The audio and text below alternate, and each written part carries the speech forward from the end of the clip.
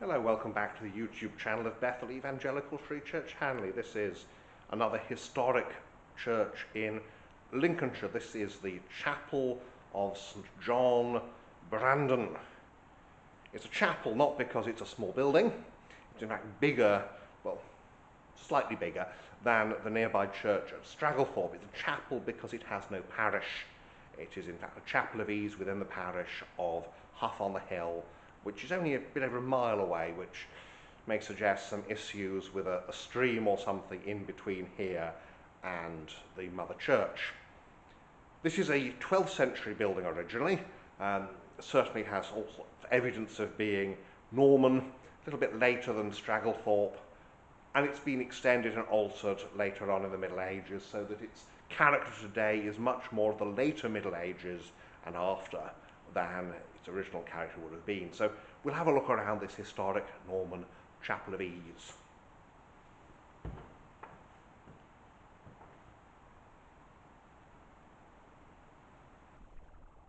As usual, then we start at the west end, looking east, and you can see that east window looks to me to be a Victorian replacement.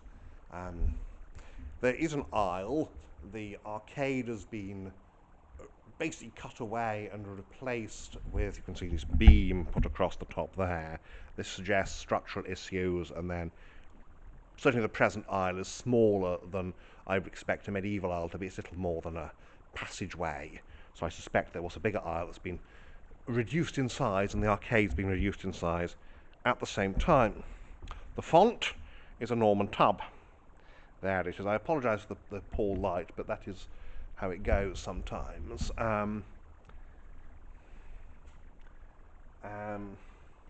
We are getting towards the end of the year after all. There is just, you can just about see there the harmonium, but that's all you can see. So we'll move forward into the light. Not like that. Seating is Victorian pulpit.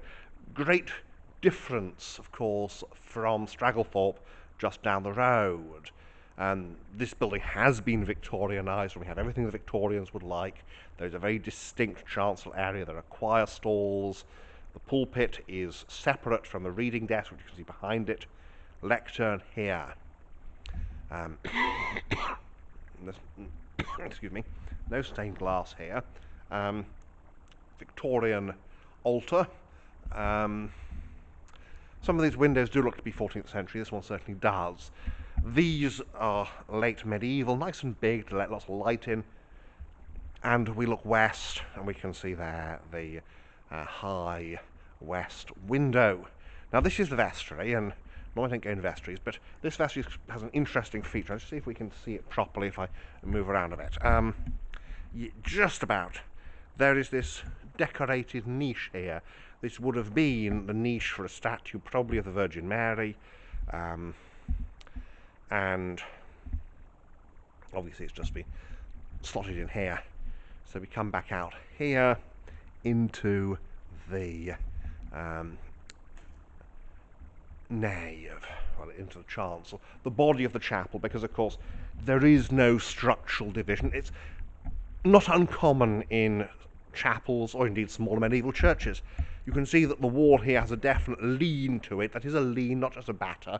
If you open the door to come in and out, you've actually got to push the door upwards, because this wall is leaning outwards. Because, as with Stragglethorpe, evidently it's been built on relatively soft ground. There probably isn't a lot of not so soft ground. Roof here is Victorian or later, which again suggests massive reconstruction when they did what they did to the aisle. So, very simple building, not an awful lot to say about the inside, and unlike Stragglethorpe, of course, there's nothing interesting about the interior beyond the obvious features, and the furnishings are just fairly typical Victorian. There's nothing wrong with that, but obviously it makes them less exciting than those at Stragglethorpe. And we have also something that's become quite common.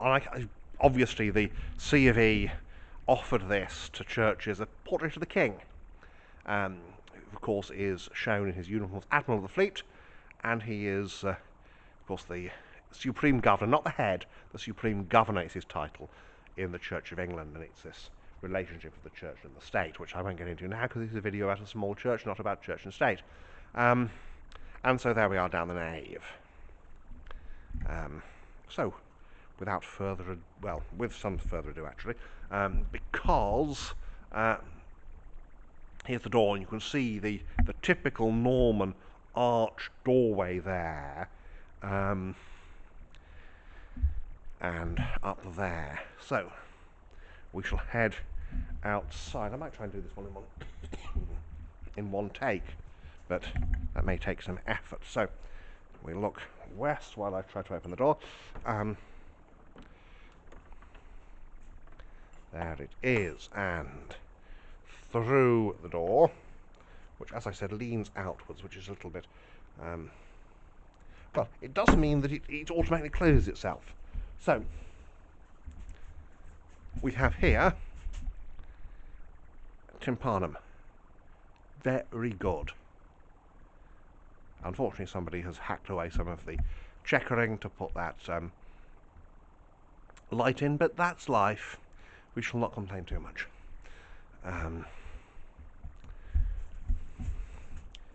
So, go this way, and backwards, out of the door, and there we have it. It's a bit of a difficult one to do. So there we have a one take going outside of the door here at Brandon. Obviously that porch is Victorian and has been designed to look Norman, Romanesque, to fit with what's within, which is an interesting feature, and it's a good idea. They didn't just decide to do, oh, let's make it look 14th century. You can see windows, all three different designs. Very typically smaller churches, they can be just a sort of hodgepodge, which actually I say hodgepodge, that's unfair. It is a pretty building that has been altered over the centuries and bears its history upon its face, which is always a nice thing, really. So we'll walk around the north side, and I'll leave my standing outside to the end. It's essentially on the village green, so you've got cottages here, village notice board there, post box.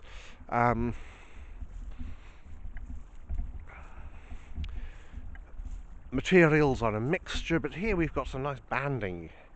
We've got this ironstone, and then above the irons, and then it's still bands of limestone, which is very good. Typical Victorian two-bell bellcote. North side here is again very plain, and I do wonder with this.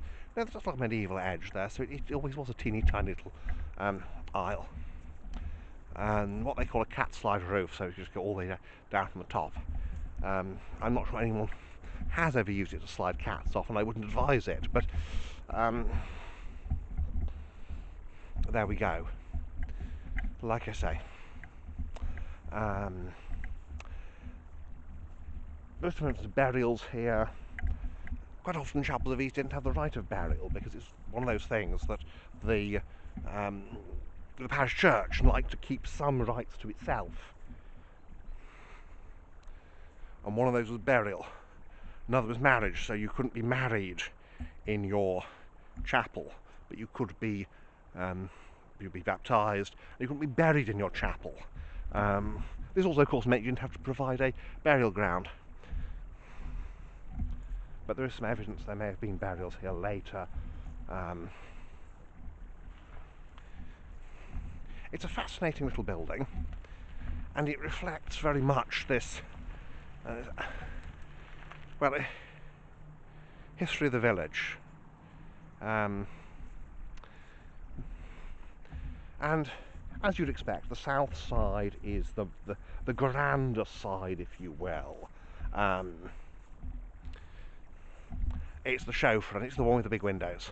It's also, of course, the side where you get most of the sunlight, which is why you put the big windows there. So there we go. I'll now try and arrange it so I don't get run over while doing the outro.